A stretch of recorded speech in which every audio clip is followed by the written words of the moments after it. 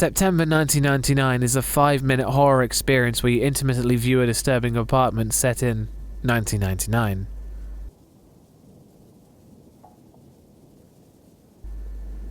Atmosphere. The game's visual style is obviously its major selling point, and it sells it well. There's a certain raw nastiness about VHS quality tapes that portrays a sort of distorted vision of the past, hence why I use it for my intro. Beyond that, the surreal weirdness of being able to walk about and view the limited number of rooms in a small cluttered apartment turns from a novelty into a disjointed nightmare as time skips forward, and the lack of explanation causes a fear of the unknown. There's no backstory and nothing to give what's happening context. There's crying coming from another room when the lights are flickering on and off. With the level of immersion and its graphics and sound, the game itself is just the anticipation of waiting for something to happen, and the confusion only deepens as the game progresses and more things are alluded to. The atmosphere is built from the word go, and its confusing dread doesn't give up until the game ends. That's one Harry Mason.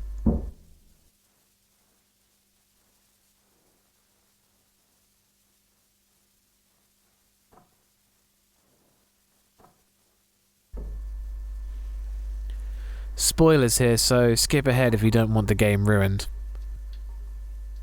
Scares. It's hard to review this section without spoiling the entire game. September 1999 is built around an anticipation that never ends. Nothing ever happens. You inhabit a space and lots of weird things take place, but there's no payoff at the end of it. The mystery continues after the game is finished. There's no big bang or boo. The final moments of the game are the camera laying on the floor as a chainsaw revs in a different room. That's it. In terms of scares, there aren't any in the brief period of time the game is running for. It is all atmosphere. So that's still one Harry Mason.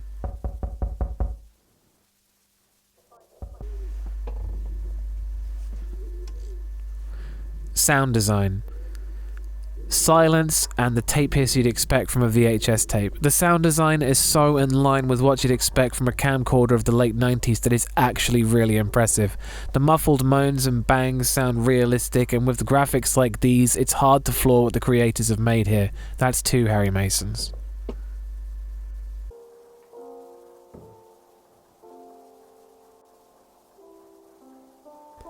Gore.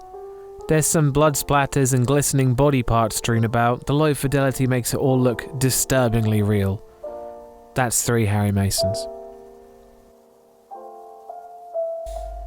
Story. Whilst it's fun to speculate what's happening during the events of this game, there's no real explanation for what's actually going on. September 1999 really keeps its secrets to itself. I feel this is a smart move. What kind of story can you tell in 5 minutes? It does more in its fleeting moments than most games do in their 5-hour campaigns, making the final score 4 out of 5 Harry Masons. In terms of pure immersion, this game is pretty unbeatable, and as I stated before, it achieves a lot in its brief runtime. It's well worth it to experience what the game offers.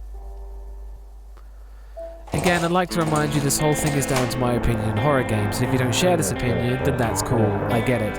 I'd like to point out that whilst I was desperate to find out what was happening, I did not scream like a banshee or run away from the computer, and I advise you don't either. There'll be more horror reviews in the pipeline, and thanks for watching, and always go check out Bumps in the Middle of the Night. Peace.